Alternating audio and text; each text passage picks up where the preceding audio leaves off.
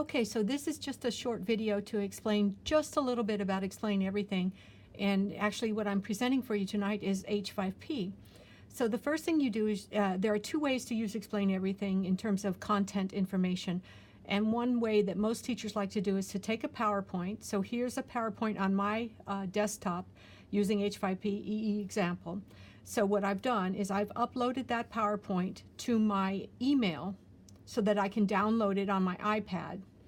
And then on the iPad, when I'm downloading it, because I have Explain Everything marked in my set in my iPad, there's the Explain Everything icon right there. So what you're going to do is tap twice and download it. It will go automatically into your Explain Everything area. And as it downloads, you can see, you'll get a blue screen. It will tell you it's downloading. Depending how much content you have is the time it takes to download. But note, down here, you can insert a slide or add a separate slides. And this PowerPoint has about 10 slides. So I want you to hit the Add as Separate Slides. Another way to do this would be to build one slide at a time, record, do whatever you needed to do on it, and then merge the slides together. But the easiest way is to have your PowerPoint ready and then download it as one unit and then put it together as add separate slides. So as you see, it comes right into the PowerPoint, right into the Explain Everything. The entire PowerPoint comes in as 10 slides I've gotten there.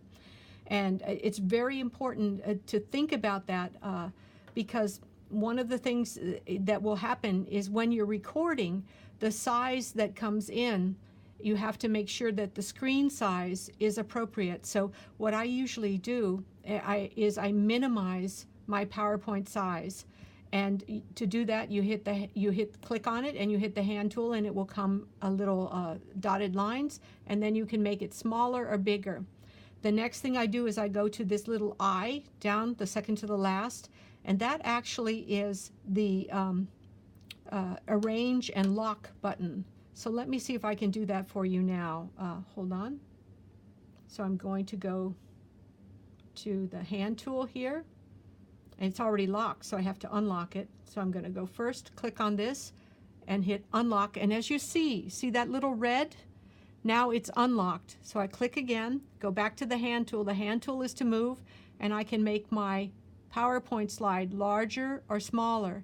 But if you're putting a document, you're going to do an instructional document and write on it and talk about it and then stream it as a video, it's a really good idea to test first to make sure that it's the right size and not to have it move around like this. That's very discombobulating. So you just take it with your hand tool. I'm moving it around. Now I'm going back down to that little I. I'm hitting it.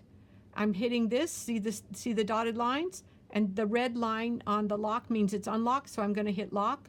And then like that. So if you take the hand tool now and try to move it, it won't move. It's locked into place, which is very good for you because it will keep your viewers calm. And so you can just do that with all of your slides. This is the PowerPoint that was a demo. This is the PowerPoint slide that came in. See how big it is? It might be too big for the screen. That's the other thing to think about if you're importing a PowerPoint, is that some of the templates and fonts are going to be oversized, so you're going to have to make them smaller. Another thing I think about when I do PowerPoints, especially if you do more than one or if you want to sort of make yourself known, is this branding idea. All my instructional videos start with this very young 3-year-old Buryat child, and there's my brand from L1 to L infinity, and there's my name, and there's my vision. So as you can see, it's imported everything into the Explain Everything. And if you wanted to do something, like if you were lecturing and talking about that, we have different tools here. This is the pen tool. So I can tap that pen tool, and then I can choose a color. Maybe I'll choose red, and that's a little too big, so I'm going to go here. So I'm going to say reuse and interactive videos, interactive presentations. If you make a mistake, you can take the eraser tool and erase it. You can even on here, you can if you've got a picture, you can make, let's go back to the picture here. You can erase a picture at some point if you're with this eraser. It's a very powerful tool. Okay. Another thing you can do with Explain Everything is say, okay, I put this password in here for me not to forget. I can type. The keyboard will come up, and here it tells me what if I want a border on it, if I want to type in a certain color, maybe I want to type in blue. Here's the font size that I can type in. I want to type a little bigger than that. So I'm going to type into 64, and I'm going to choose this font. So go, whoops, go, girl, right?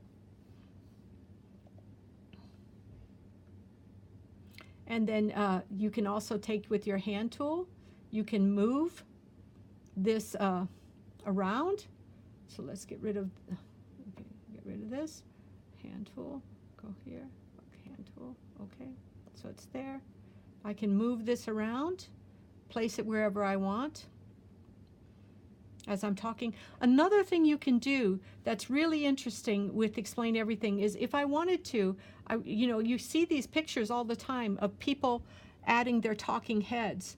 So I can actually put my talking head and do an interactive lecture this way by talking to you this way and looking, you know, whatever. Or I can switch the camera and have it somewhere else. You know, maybe I have another image that I like better than the talking head that I want to show as my image. Okay, but the Explain Everything is very versatile, and if you don't like it, you just tap on it again. Take the hand tool, tap on it, delete it, get rid of it if you don't like it. Another thing you can do with Explain Everything, so here we're talking and talking and talking, is there down here are different kinds of slides, and underneath, because this is actually being filmed, it's not a recording on Explain Everything, there are two tracks. There is a track that is the video track or the image track, and underneath is the sound track. So you can edit it. If I decide that, okay, I don't like this particular slide, I can get rid of that slide just by clicking on it and hitting the delete, the trash can button there, but I want that slide. I can also take that slide and decide it goes here and move it around. It's very interactive, very simple. You can edit your slides. It's a slide sorter, very simple to do. If you wanted to add a background color to your slides, because it's a white background that I've chosen here, maybe I'll choose this blue, and I could also put a pattern, a hashtag pattern, and then hit the done here. So if I have my slides that are, these are taking up full screen, let's hit done. Okay.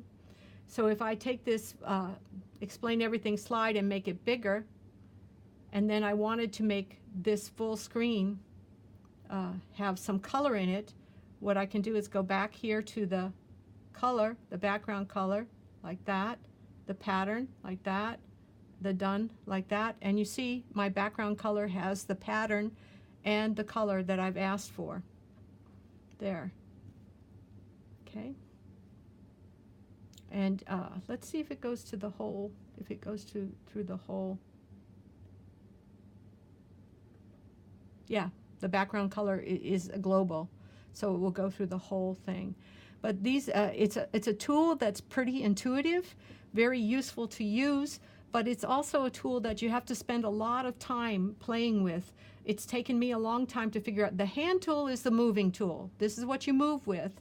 But the other thing to think about is locking that tool. So clicking on this and then locking it so that it doesn't move anymore, so that it stays stable. You can also add other things to it. There are other tools here that I can show you. There's a, very quickly, I showed you the font tool where you can type. You just click this twice and your thing comes up here, and you can type here. T-Y. Whoops, it's a different color. Let's add, we don't want blue. Let's put yellow here so that you can see it. Type, type. Okay, and so we can click there, and then we can get the hand tool and move this type anywhere we want. So it's a good way if you're lecturing. You have the choice of either using the pen for telling people thank you or pay attention. You can even use an Apple pen. This is an Apple pen. If you're, it's unfortunately it's $99. but the Apple Pen would just click right into where you charge your your iPad. So it goes in there, and that syncs it so that you can use. Is that the right way in? I think it goes either way. It syncs it.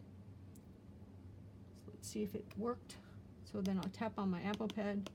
No, it didn't sync right. Hold on a second. Didn't get it all the way in.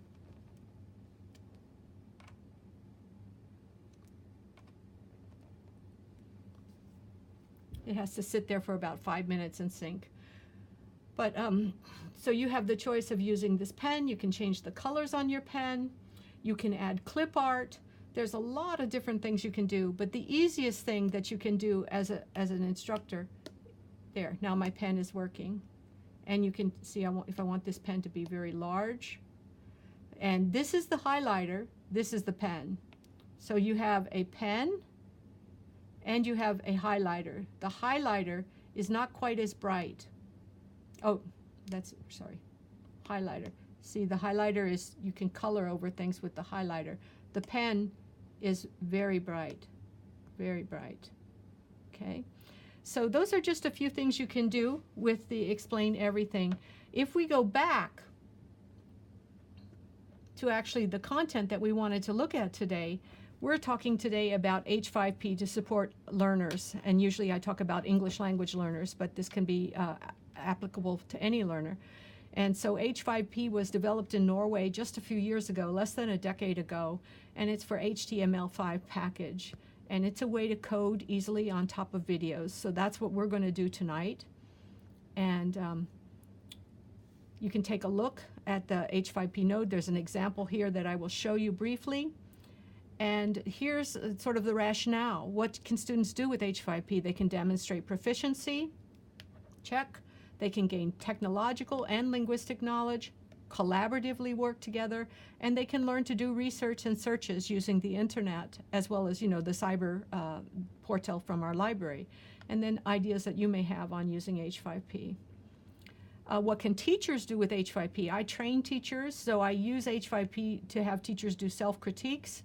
This definitely improves their teaching because they get to see themselves on video and then they justify what they're doing, or they see like maybe I need to stop talking so much, or I need to straighten my shoulders, or I need to ask more higher order questions. H5P also allows teachers to differentiate their lessons in classrooms because you can allow for all different kinds of links and images and information that students have the option to click on if they need it.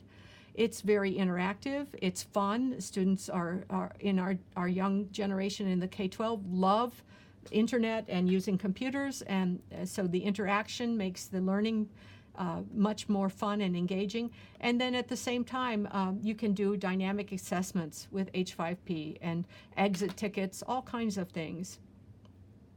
So why should we use it? It's free. It's easy to use. It's relevant to educational technology. Okay, and here is the website, h5p.org. If you can zoom in on that. So we're gonna, I'll show you an example that was earlier, and then we're going to make some H5P examples ourselves tonight. And this is an article that was recently published on H5P by me, because I'm really interested in it, and I hope to convince you to start using it too. So that's a little bit messy. Let me take the eraser here and say thank you very much for listening.